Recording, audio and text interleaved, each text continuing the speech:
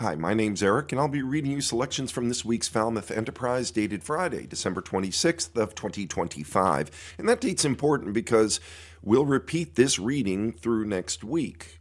And that means some of this may have already happened if you're listening to it next week. Many of our listeners, though, like to hear this on the day of publication, which is Fridays. So the weather forecast is relevant. Today, this afternoon, it'll be partly sunny. At night, cloudy with snow likely. High around 28, a low around 23. Very cold day. Tomorrow during the day, Saturday, it'll be cloudy with a chance of snow. A high of 34. At night, still mostly cloudy. The low will be around 28. Extended forecast for Sunday calls for mostly cloudy with a chance of rain during the day and rain at night. A little warmer. The high will be 42. A low of 30. There will be 2 meetings next week. The Conservation Commission will meet Monday at 9 a.m. via Zoom, and the Planning Board will meet Tuesday at 6:30 p.m. in the Town Hall. The headline above the fold, if there was such a thing in a digital newspaper: 3 years after daughter's murder, parents fight for domestic violence protections, by Katie Nelson. April and Robbie Barrows continue to fight for more protections for victims of domestic violence 3 years after the murder of their daughter, Kiana Paige Barrows. Nothing changes if nothing changes, Robbie Barrows said in an interview with the Enterprise on Monday, December 22nd. Kiana's murder was both a domestic violence and a gun violence incident, April Barrows said. Kiana was murdered at age 20 by ex-boyfriend Tyler Gibbs on May 10th, 2022 in the Barrows family home in North Falmouth. Kiana was shot in the head in an upstairs bedroom by Gibbs. Before the murder, Kiana, with the help of her family, attempted to serve Gibbs with a restraining order. April Barrows said Kiana feared for her life and even shared the access code to her phone with her family in case something happens. Gibbs had an existing history of arrests, Robbie Barrows said. The family took Kiana's fears seriously.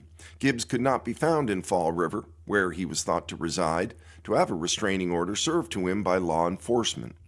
Kiana and her family were not notified that the order was never served. If I had known he never got the restraining order, I would have gotten her out of the state, April Barrows said. On the day of her murder, Kiana was not feeling well and stayed home to rest. After attempts to check in on her went unanswered, Kiana's aunt, Deanna Barrows, went to the house in North Falmouth. Deanna Barrows heard gunshots and called the police at 10:46 a.m. After several hours of negotiators' efforts, Gibbs laid his handgun on the front lawn of the house. A SWAT team on site placed him in custody at 1:48 p.m. That kid never should have had a gun, April Barrows said.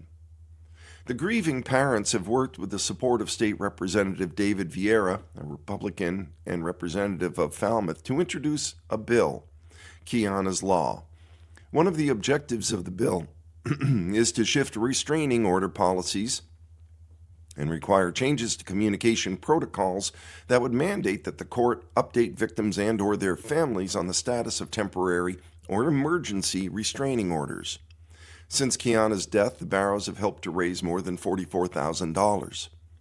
Some of those funds have gone toward Independence House, an organization based in Hyannis that provides services, support, resources, and interventions for victims of domestic and sexual abuse and children. Other funds have been directed toward a scholarship in Kiana's honor. The Barrows hope to start a foundation in the future. The Barrows sat around their dining room table for the interview with the Enterprise as their 2 friendly dogs, Maze and Camo, circled. At the table were 2 decorated plates placed in front of empty seats. One is for Kiana, the other is for her deceased brother, Ronald Renault Jr., who died of a drug overdose at age 20 on June 8th of 2016. April Barrows said Kiana was the kind of person who worried about her friends and did whatever she could to help them. Kiana could charm her way out of a speeding ticket and had done so several times, Robbie Barrows said. The Barrows honor Kiana by caring for others in domestic violence situations and paying goodwill forward. The Barrows have also organized Kiana's Walk, a 3-mile memorial walk along the Shining Sea Bikeway that starts in North Falmouth and leads to a mural of Kiana under the Curly Boulevard overpass. The mural reads, "Stop Domestic Violence," and it includes a 24-hour emergency hotline number. Every year on Kiana's birthday, April Barrows does good deeds, mostly for strangers. For Kiana's 21st birthday, April Barrows spent the day doing 21 of Kiana's favorite things. She got her nails done at Kiana's favorite nail salon and paid for a stranger's manicure. For Kiana's 22nd birthday, April and her sister-in-law, Deanna, delivered 22 Thanksgiving dinners. For her 23rd birthday, April delivered 23 bouquets to people whom she wanted to feel appreciated, including teachers and counselors at Falmouth High School who helped her youngest son, Reese, through his grief. This year, for Kiana's birthday, April Barrows set up a Hope and Harmony tree in front of Kiana's mural. Passers-by on the bike path are encouraged to engage with the small Christmas tree by writing positive messages on ornaments and leaving or taking kindness rocks. April Barrows said she reads all the messages and is inspired by the kindness in the community.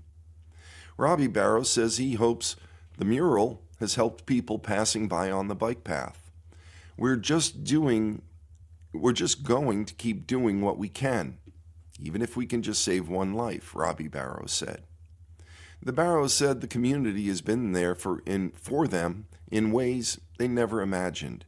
Robbie Barrows said Vieira sends him a message on Father's Day every year. The Barrows also said State Representative Stephen Zarhos, a Republican from Barnstable, has been another supportive community leader to them, as has Kevin Fry Sr. of the Mashpee Wampanoag Police Department. Other members of the community have shown up to support Kiana's walk, donated funds, and offered a helping hand. Shelley Hussey, a Falmouth resident whose daughters attended school with Kiana, works for the Quahog Republic, a restaurant with 2 locations in Falmouth. Hussey reached out to the Barrows and suggested a gift drive and fundraiser for the Independence House's Holiday Helping Program in honor of Kiana. Hussey said she looks for an organization to support each holiday season.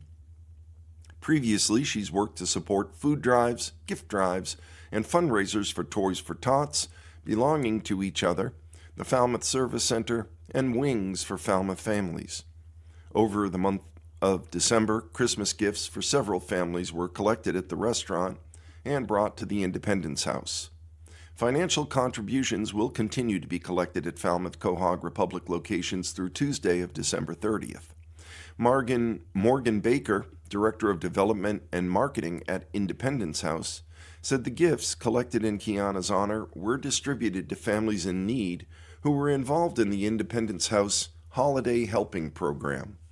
Baker said several parents shared how overwhelmed they felt by their kindness and how much it meant to be able to give their children a joyful holiday. "There's more to come," Robbie Barrows said.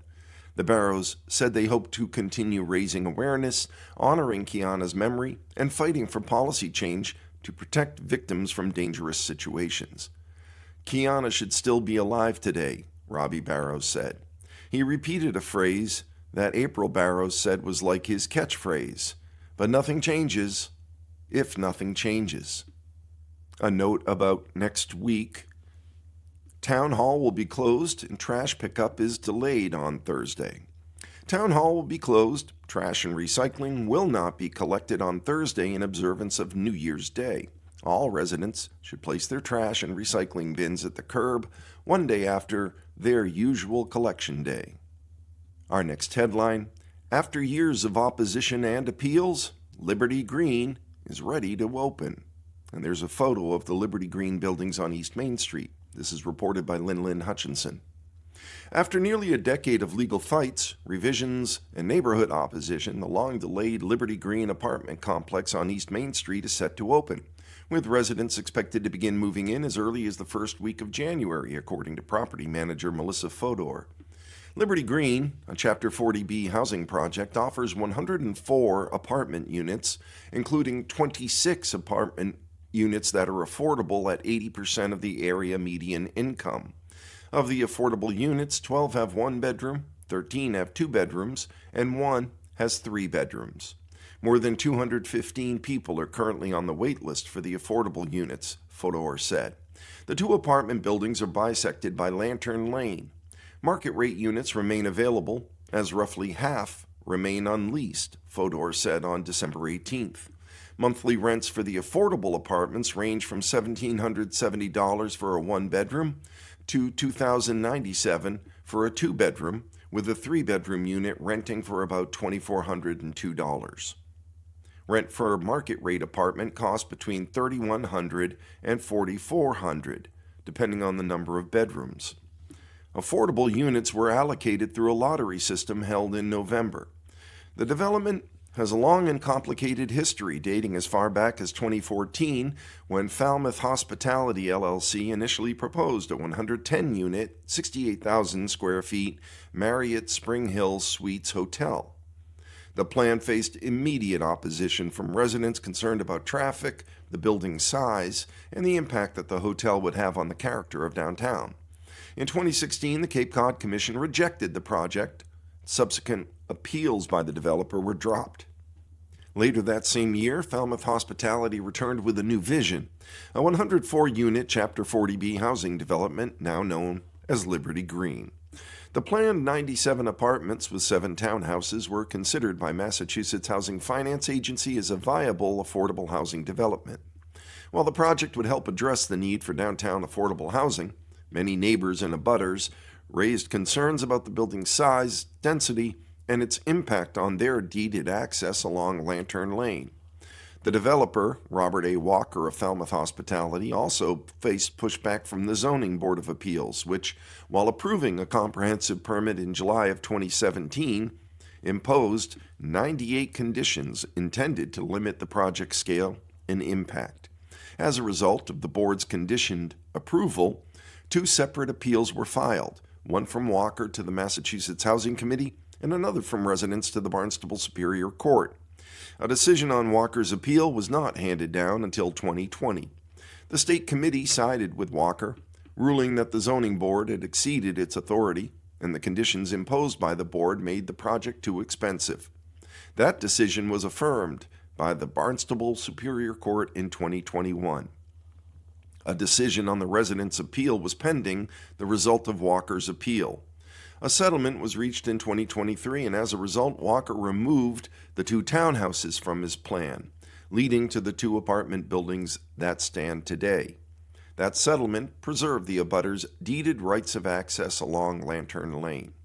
According to design affidavits, the 2 Liberty Green apartment buildings now comprise more than 130,000 square feet, nearly double the size of the originally proposed 2015 Marriott Hotel, which would have consisted of 2 buildings totaling 68,000 square feet connected by a pedestrian bridge and containing 110 rooms.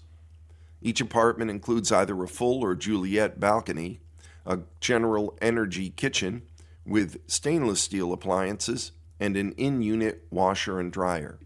Community amenities include a swimming pool, grill stations, covered bike racks, and a dog park. There's a large photo in the center of the Falmouth Enterprise dated Friday, December 26th of 2025, and the caption reads, Rabbi Mendel Alperowitz, director of Shabbat of Falmouth, prepares to light the menorah on the Falmouth Village Green on the final night of Hanukkah, which was Sunday. He used a tiki torch as the shamash, a flame he then used to light each candle on the menorah. 2 scout leaders honored for quick action during midnight campout mayhem at Scusset by Lynn Hutchinson. Just after midnight on September 13th, the campsites at Scusset Beach State Reservation had gone quiet. It was Falmouth's Boy Scouts of America Troop 42's annual campout at Scusset Beach. Most of the scouts were asleep. Daniel Sortino, a scout reserve with the troop, was the last adult awake. He had stepped away from the tents to charge his phone in his car and brush his teeth when a pair of headlights caught his eye. At first, nothing seemed alarming. A car in a parking lot's not unusual even at that hour, Sortino described.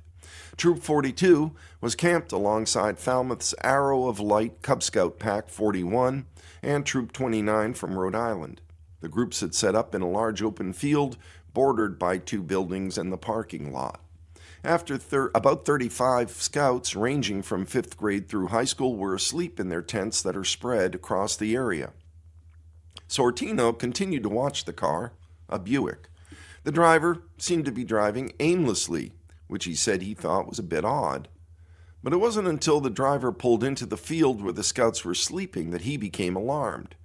The driver began weaving through the campsite, past tents and picnic tables. The driver struck trees, smashed into a pavilion, clipped light posts, and tore through an arched walkway. Sortino immediately assumed it was a drunk driver. He shouted out to his counterpart, Scoutmaster Stacy Jones, in a not-so-family-friendly manner, to wake up. The two of them, one without shoes, began running, yelling, doing everything they could to draw the driver's attention away from the tents. For nearly 20 minutes, Jones said, the vehicle circled the area, and at one point it drove to the far end of the field. We thought maybe that was it, Jones said, but then the driver turned around. The headlights lined up directly with a row of about 14 tents. From Sortino's perspective, the moment was pure hopelessness and helplessness. Jones reacted, shouting, "Sean, get out of your tent! Drunk driver!" warning a dad and son to leave their tent just in time before the car hit the tent. I immediately woke my son, Sean Lucy wrote in a witness statement, scrambled out just as the vehicle, already damaged from trying to force its way through the woods, clipped our tent. The car's bumper came to rest against the tent where my son's and my heads had just been. Without Stacy's sharp awareness and quick warning, the outcome could have been devastating. During the chaos, most of the scouts were asleep. A few scouts and parents were awoken, including Assistant Scoutmaster David Chevrier, who helped Jones and Sortino direct the Buick out through the field's only exit. Once the vehicle finally exited the field, Jones jumped into his truck, picked up Sortino along the way to follow the driver, fearing that the vehicle could crash into another campsite. They stayed on the phone with Bourne police as they followed the Buick at a distance, refusing to pass the driver, even when he pulled over and gestured for them to go by. Neither dad knew the driver's condition nor whether he might be armed, Sortino said. The pursuit ended when police and state troopers arrived and boxed the vehicle in.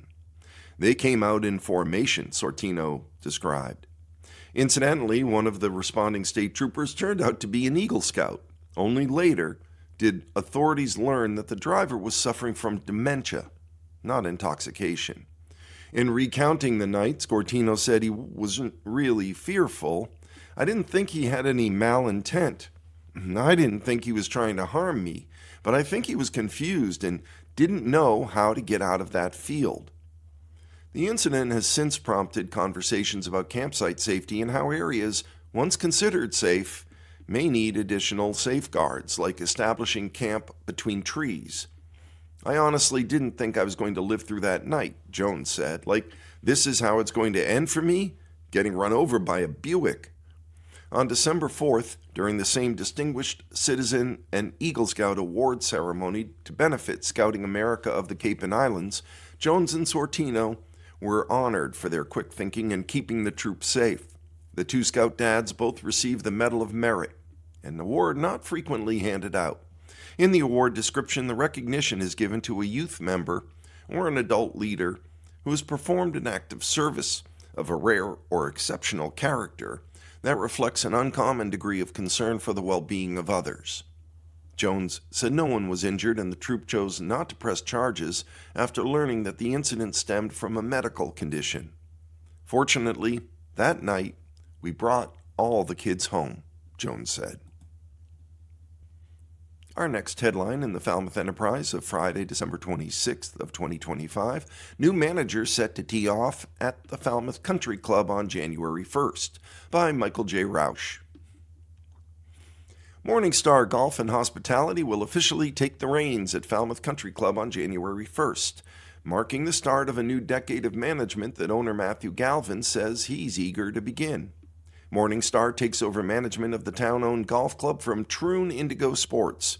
Troon, that's Troon, acquired Indigo, formerly known as Billy Casper Golf, in 2021. Galvin said he's well acquainted with Dana Garmany, founder of Troon, and Peter Hill, founder of Billy Casper Golf, and it teased both men about his desire to take over Falmouth Country Club. "I always used to joke, when Falmouth comes up, I'm going to bid on it," he said. "So it was kind of an industry joke with some of my peers that I'm going to bid on Falmouth and get it."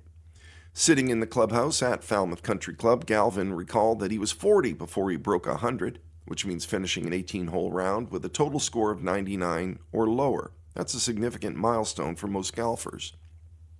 To hear him tell it, golf was not a lifelong passion for him. It was a pleasure he found later in life. A Massachusetts native, Galvin said he grew up in Winchester and West Harwich. His earliest golf memory, he said, had nothing to do with playing the game.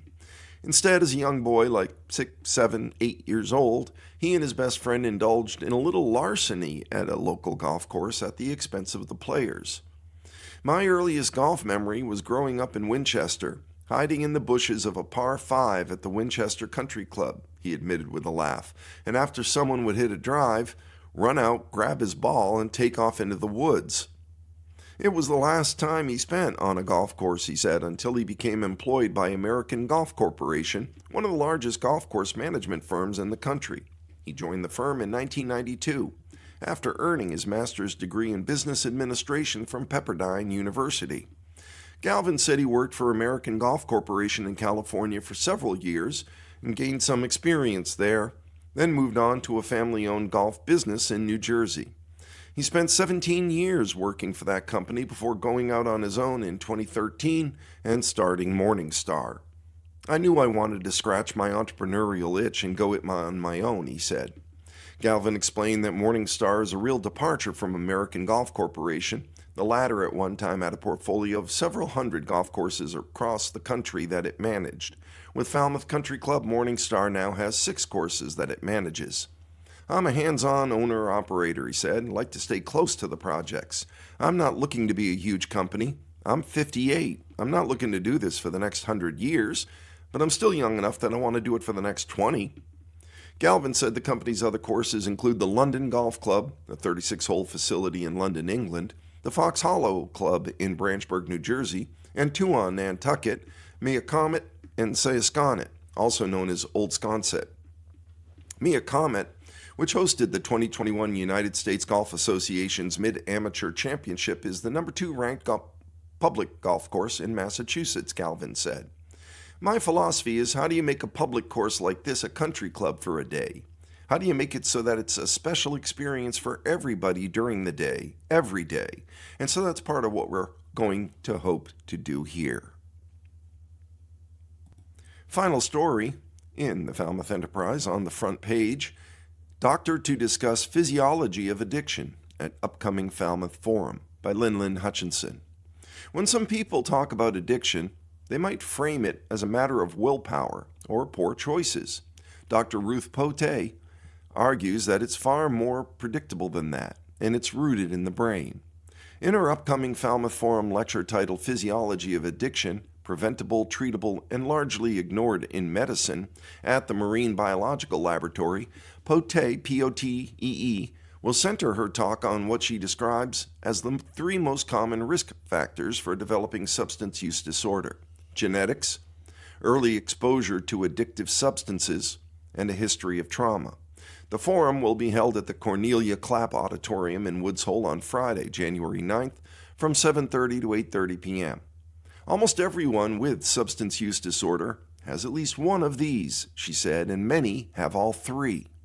That framework has shaped Pote's work for decades, whether she's treating patients in family medicine clinics, working in hospitals, or overseeing addiction care in correctional settings. While genetics can't be changed, Pote said, prevention remains a powerful tool, particularly when it comes to early exposure. She said research shows that delaying use of addictive substances until the brain is fully developed dramatically lowers the risk of addiction, from 50% to 5%. That's something families and communities actually can influence, she said.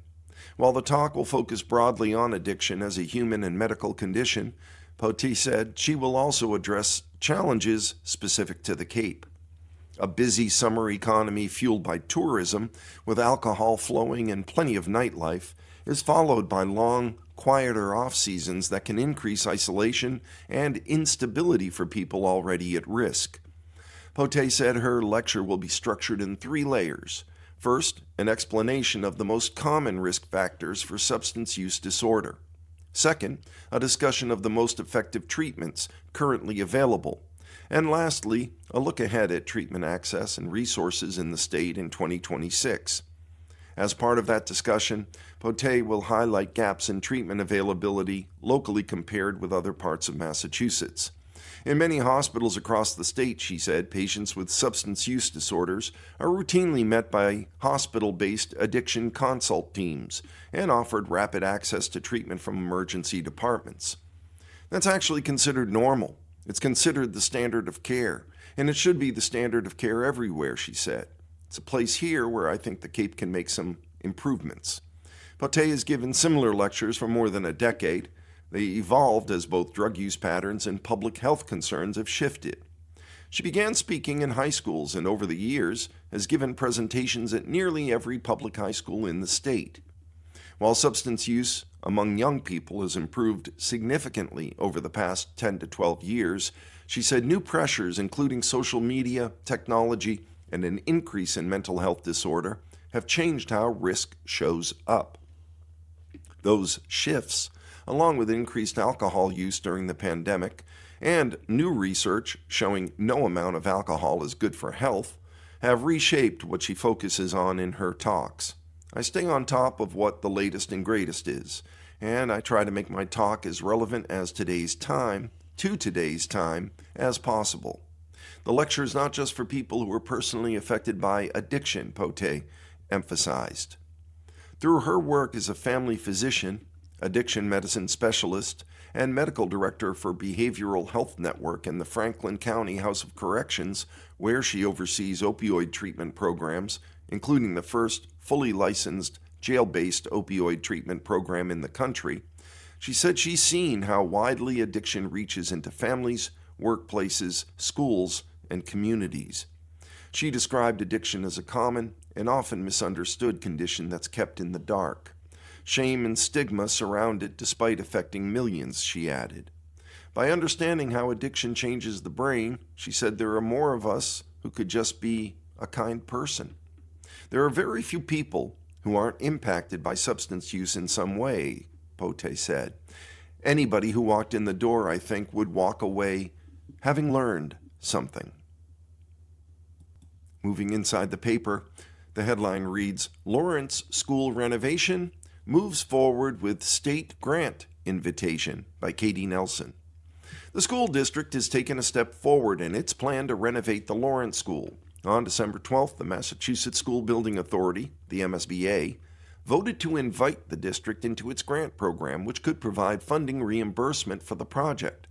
Built in 1953, Lawrence School needs major updates to its interior facilities, including plumbing, heating, and cooling systems.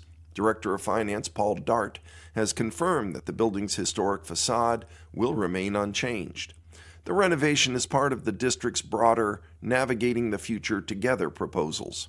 Other proposals under consideration include closing Morse Pond School and returning the property to the town, reconfiguring grades, merging elementary schools, and creating an early childhood learning center. Decisions on these proposals haven't yet been finalized by the school committee. With the MSBA's invitation, the Lawrence renovation project enters an eligibility period. During this time, district administrators, including Superintendent Lori Dewar and Dart, will collaborate with the MSBA and the town. The process is scheduled to occur in 2 phases. Phase 1, which began with acceptance into the program, will involve financial planning and data collection. No additional town funds are being requested for this phase.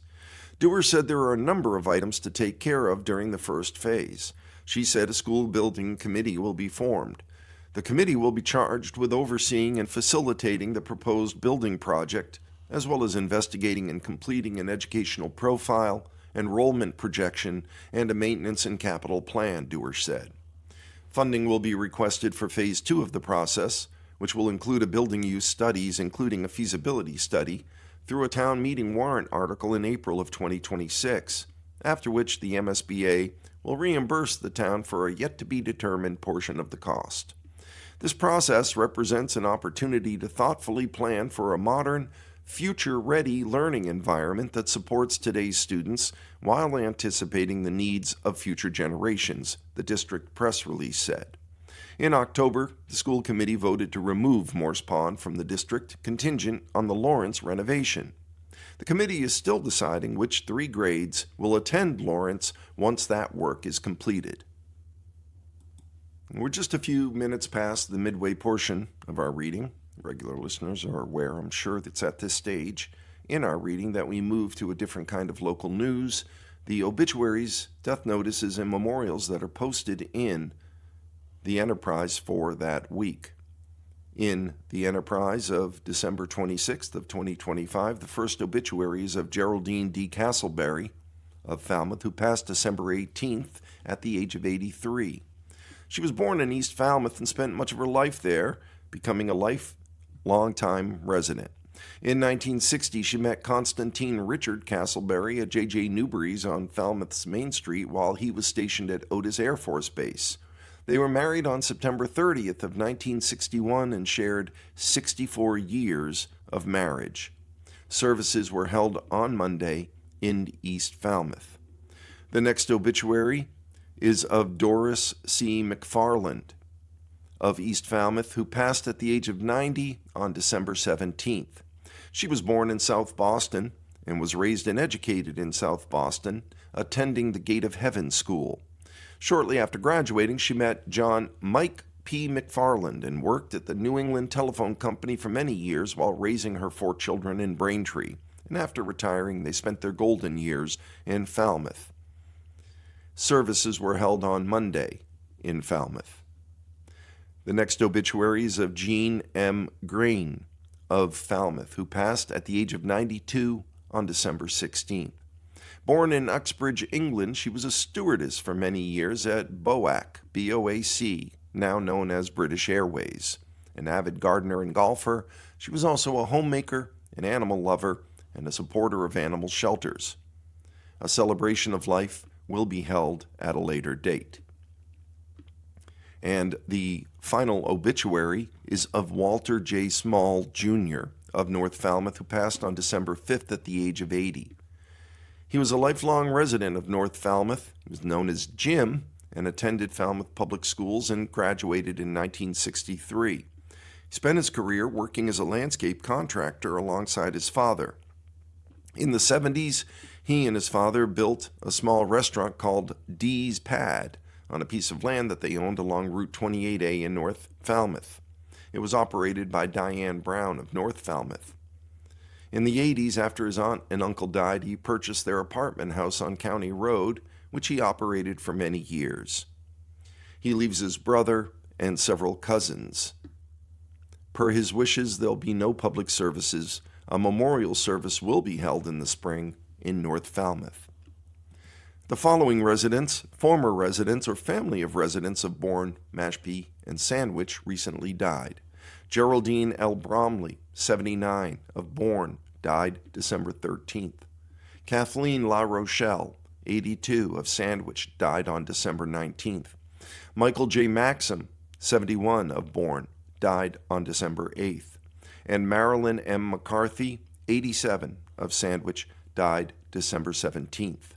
And that concludes the obituaries, death notices, and memorials published in the Falmouth Enterprise, dated December 26th. Now we'll move to catch up on the Select Board.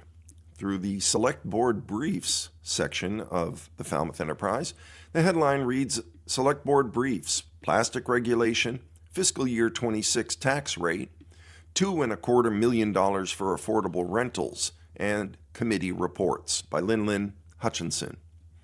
The town's new single-use plastic regulation has faced challenges in its early rollout due largely to the limited availability of viable alternative products. The regulation stems from a 2023 citizens petition calling for a ban on all single-use plastics. After more than a year of work by the Plastic Reduction Advisory Committee, the Board of Health voted in April to adopt the regulation, which officially took effect September 1st. A Falmouth-specific regulation is difficult when most businesses are purchasing through large distributors like U.S. Foods or Cisco, Health Agent Scott McGann said at the December 15th Select Board meeting. McGann explained that any product advertised as green or eco-friendly would likely end up in the trash, undermining the intent of the regulation. The reason, he said, is that many of the alternative products are plant-based, suitable only for an industrial compostable facility, which the town currently doesn't have. As a result, the limited approved alternatives are household compostables or recyclable, such as wood, paper, and glass. McGann said a waiver process was established to address gaps where no suitable replacement exists. Waivers can be granted based on financial hardship or the absence of a viable alternative. Most businesses have applied for waivers, particularly markets and takeout-focused establishments. Sit-down restaurants, McGann said, have generally had fewer compliance issues. McGann described the first-year rollout as a soft opening, quote-unquote. This regulation is nothing like any Board of Health regulation we typically do, McGann said. It's a learning curve for us. Over time, we learn about suitable alternatives. We can transfer that to other businesses that may not have found suitable alternatives. After a public hearing, the Select Board approved the Board of Assessors' recommendation to continue with a single tax rate for all classes of property, including residential and business. The tax rate will be $5.70 per $1,000 of value for fiscal year 2026, Finance Director Laura Citron said. The Select Board did not grant a small business exemption, an open space exemption, nor a residential exemption for fiscal year 26. However, the town is in discussion concerning a residential exception in fiscal year 28. The Select Board also approved an application from 85 Brick Kiln LLC for $2.25 million from the Falmouth Affordable Housing Fund to support the construction of affordable rental units at 85 Brick Kiln Road. The applicant initially requested $1,920,000 in funding from the Housing Fund. The Community Preservation Committee voted to issue a positive recommendation for the project and requested that the developer consider installing a denitrifying septic system, even if doing so requires additional funding. In response, an amended Affordable Housing Fund application was submitted, increasing the funding request to $2.25 million to cover the added cost of the denitrifying septic system. This revised request equals $150,000 per unit, which is the maximum amount allowed per unit under the town's funding guidelines. The funding will support the construction of 40 rental units. Of the 40 units, 5 will be deed restricted for households earning up to 120% of area median income, and 10 will be deed restricted for households earning up to 80% of area median income. That's in addition to the 25% affordability minimum required by statute. The Select Board honored the 15th anniversary of the Falmouth Fund. Founded in 2009, the fund operates as a permanent endowment under the Cape Cod Foundation and is dedicated to supporting the evolving needs of the Falmouth community. The fund has awarded more than $1.5 million in grants to more than 100 nonprofit organizations since 2010. The fund focuses on supporting organizations that address community needs in areas including health and human services, education, youth and recreation, arts and culture, and the environment. After months of legal review and negotiation, the Select Board conditionally approved a conservation restriction for what's been a privately owned parcel at Zero Drift Road, a property that forms part of Black Beach along Buzzards Bay. The vote was unanimous. The restriction, which was proposed by Salt Pond Bird Sanctuaries and to be held in perpetuity by the Compact of Cape Cod Conservation Trusts, Inc., is intended to preserve open space, wetlands, wildlife habitat, water quality, biodiversity, floodplain protection, and climate resiliency. Approval had been delayed because the parcel is one of several involved in ongoing litigation over public access to roads leading to Black Beach, Town Manager Michael Renshaw said. Town Council Maura E. O'Keefe said the town was cautious to ensure that approving a permanent conservation restriction wouldn't weaken or alter any existing or future claims regarding public rights. "It took us months to get where we are right now," O'Keefe said. "I wanted to make sure that any rights to the public over that particular parcel were not going to be impacted by executing this conservation restriction." At O'Keefe's recommendation, Salt Pond Bird Sanctuaries, one of the plaintiffs bringing suit against the town, agreed that all parties to the litigation would file a stipulation with the court to preserve the status quo. The stipulation states the conservation restriction shall not affect nor cause any prejudice to any claim, defense, or right of any party in this litigation, all of which shall be determined by the court. During fiscal year 25, the Historical Commission reviewed 96 applications, of which 70 were administrative reviews and 26 required public hearings.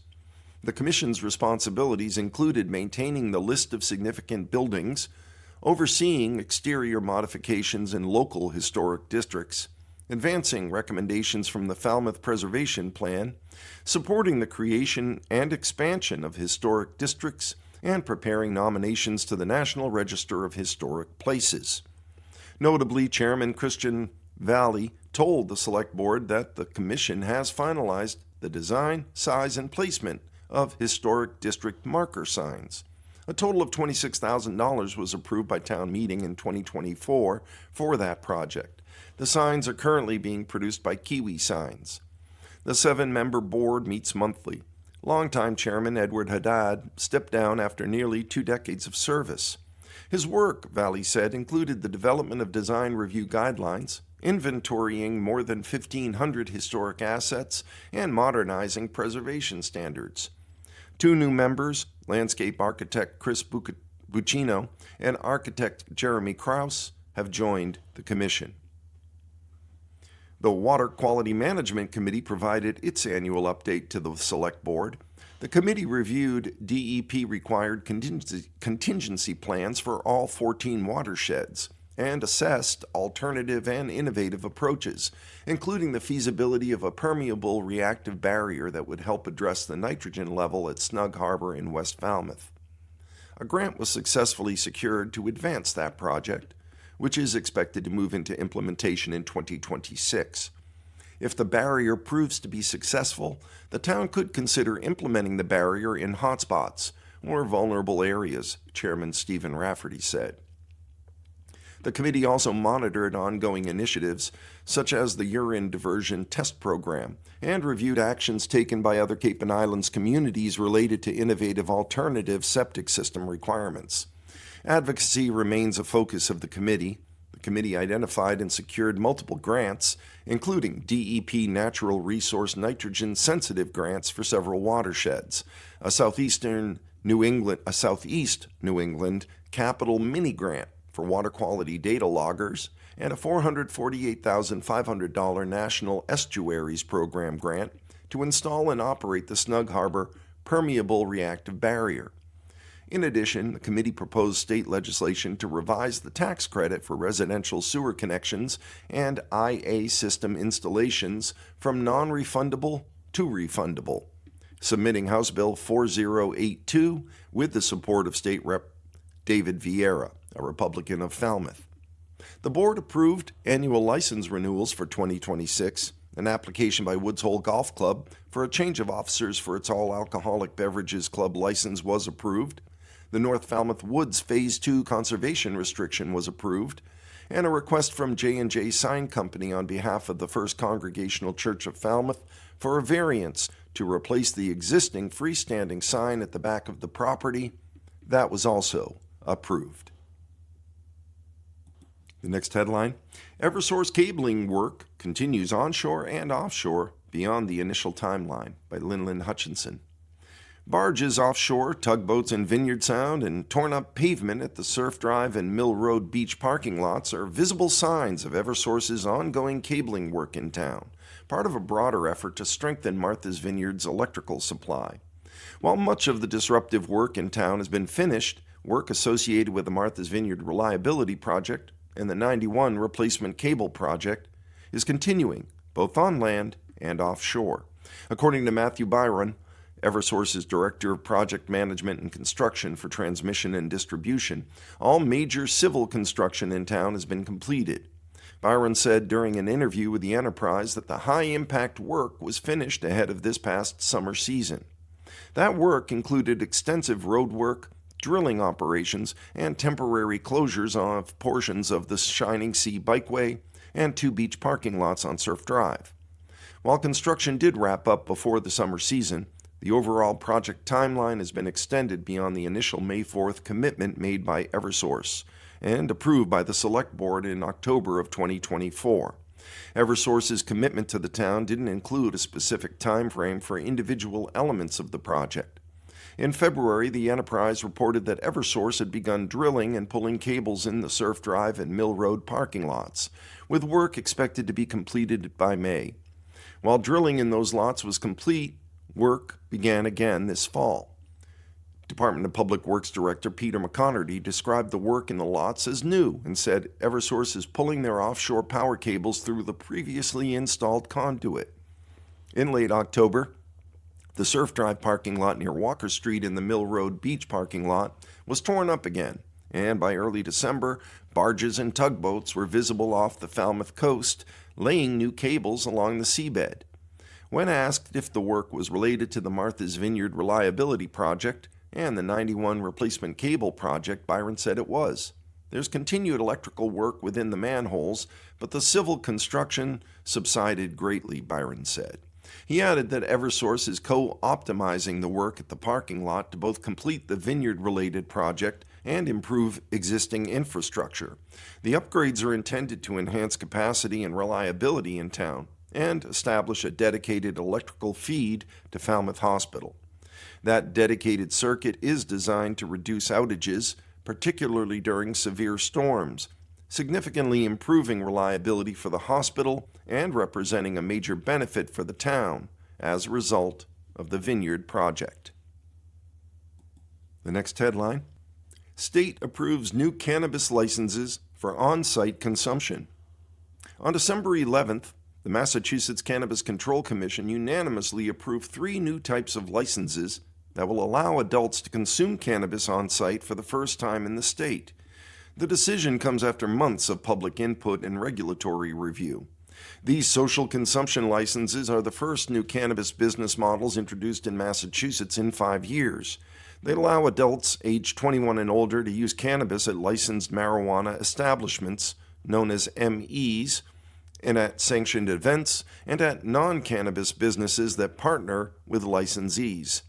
Once in effect, Massachusetts will be the first New England state to offer social cannabis consumption, a continuation of its history of pioneering cannabis policies, including the nation's first state equity mandate and the first East Coast marijuana retailers in 2018.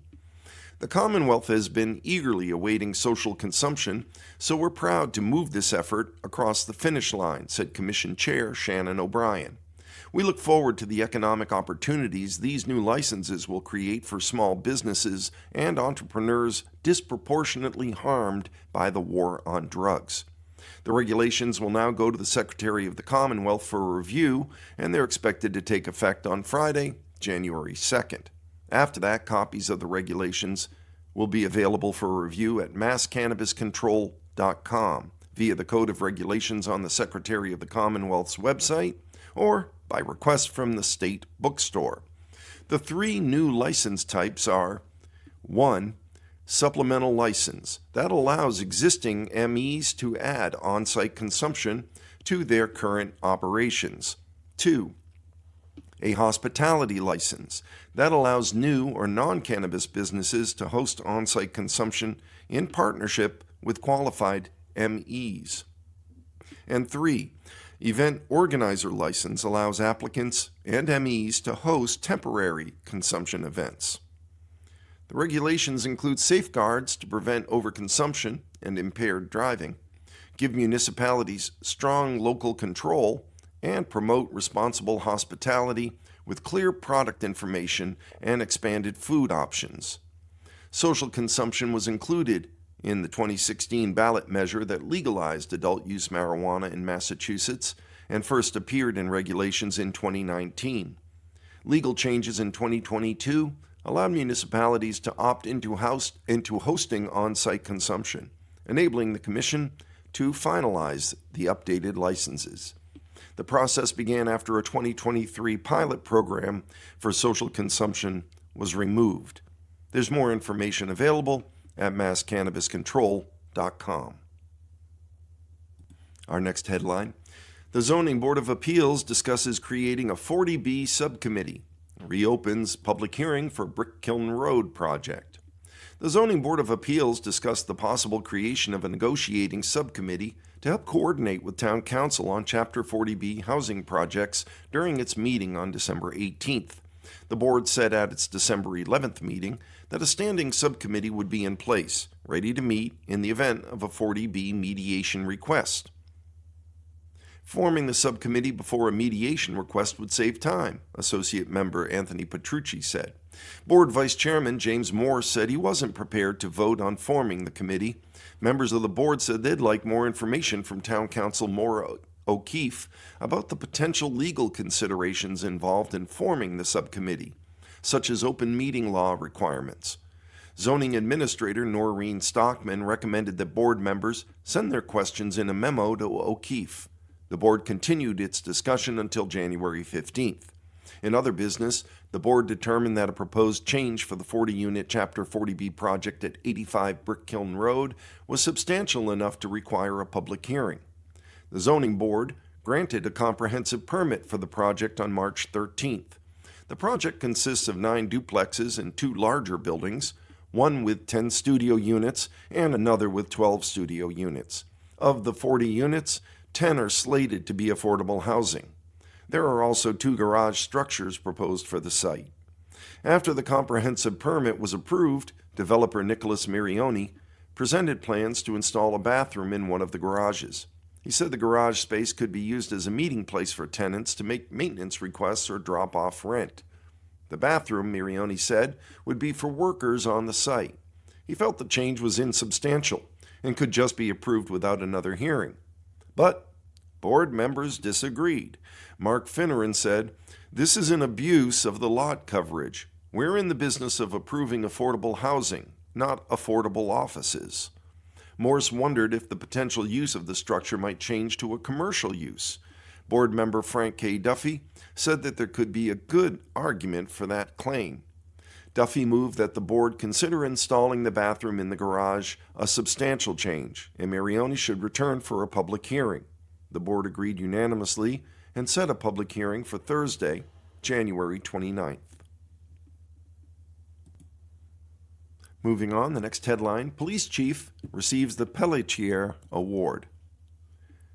Falmouth Police Chief Jeffrey Lurie recently received the Massachusetts Chief of Police Association's Hector J. Pelletier Award for his commitment to the Jimmy Fund and the families supported by Boston's Dana-Farber Cancer Institute.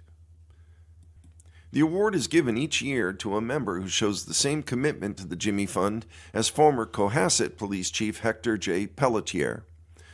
Lurie has been a co-captain of the association's Jimmy Fund Walk team since 2018, and he has encouraged chiefs across Massachusetts to join the cause. His dedication to cancer-related fundraising began early in his career through Relay for Life when he was with the Auburn Police Department, and later the Pan Mass Challenge with the Uxbridge Police Department. That commitment only deepened when his nephew, Jacob Boudreau, was diagnosed with neuroblastoma at age 5. Jacob battled the disease for 7 years and died in 2010 when he was 12. "Jacob taught me how to live," Lurie said. "He faced every treatment with strength and always found a way to think of others. He reminded us to appreciate every second. He was just a child, but he was a mentor for me. I'm a police chief today because of what he showed me about courage and compassion. Lurie often accompanied his sister and nephew to Dana-Farber for treatments. He said the care that Jacob received and the years of memories those treatments allowed his family to have are why the Jimmy Fund remains so important to him. My family still feels his loss every day, but Jacob's spirit lives in all of us, Lurie said. The Jimmy Fund made it possible for us to have 7 years of memories with him. Walking with the Mass Chiefs team is something I hold close. It's a way to honor him and help other families in the middle of the fight while supporting the work that gave us time we wouldn't have had otherwise. The Massachusetts Chiefs of Police Association also presented its annual donation to the Jimmy Fund.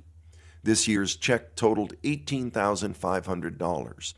With that contribution, the association has raised $154,303 in 2025 through the Jimmy Fund Walk, the Jimmy Fund Golf Tournament, the PMC team, the radio telethon, Pink Patch efforts, and sustaining donations. I'm honored to be part of this team and to do my small part to raise awareness and support families, Lurie said. All of us have tough days at home or at work, but this cause reminds me to stop and appreciate every moment. Jacob's with me every day, and this work keeps his memory close. And we'll close with the editorial from the editorial board of the Falmouth Enterprise. In the in-between, the news carries on. Every year, the days between Christmas and New Year's arrive with little fanfare. Holidays are technically over, but the calendar hasn't quite turned. Schools are out, office work slows down, inbox is quiet, and the usual urgency of daily life eases a bit, if only briefly. Or at least that's the idea. In much of the country, this is a recognized lull. We've heard it called the Twixmas, Feral Week, meaning doing only what we want, even Dead Week. Deadlines tend to loosen for most during this week, meetings vanish, and productivity is quietly deprioritized. Even in the news business, things slow down. The news cycle thins. News releases dry up. It's one of the few moments when collective expectations drop and that pause carries real value. But in a newsroom, the pause is mostly theoretical. We still put out our newspaper, we still post to our website, and we send out e-newsletters.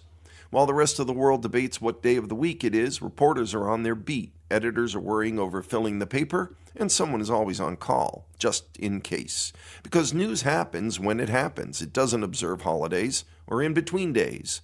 We recall one particularly gruesome post-Christmas week several years ago when a dog being pet-sat by a family in Sandwich went on a bloody rampage inside the home.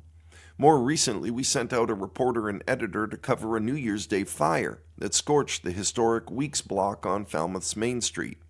Cars still crash, buildings still burn, and the wheels of local government still turn, albeit very slowly, often when fewer people are paying attention.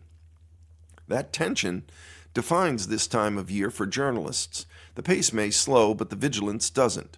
Skeleton crews carry the same responsibility as full ones. A single breaking story can instantly end the illusion of calm. The work's quieter, not lighter. Still, even inside our newsroom, something shifts. Without the churn of scheduled events and incessant urgency, the job becomes more stripped down. Stories that matter stand out more clearly. Noise is easier to ignore. There is space, however brief, to think about what our coverage missed, what it got right, and what the next year will demand. The days between Christmas and New Year's don't stop the news, they never have. But they do offer a brief moment to see the work without its usual clutter and clatter. For an industry built on constant motion, that small pause, partial and fragile as it is, may be the closest thing to a breath before the cycle begins anew. And with that, we've come to the end of our reading of the Falmouth Enterprise, dated today, Friday, December 26th of 2025. This is your reader, Eric, saying be well, be safe, look after each other, and remember our veterans, especially those we've lost recently. Bye for now.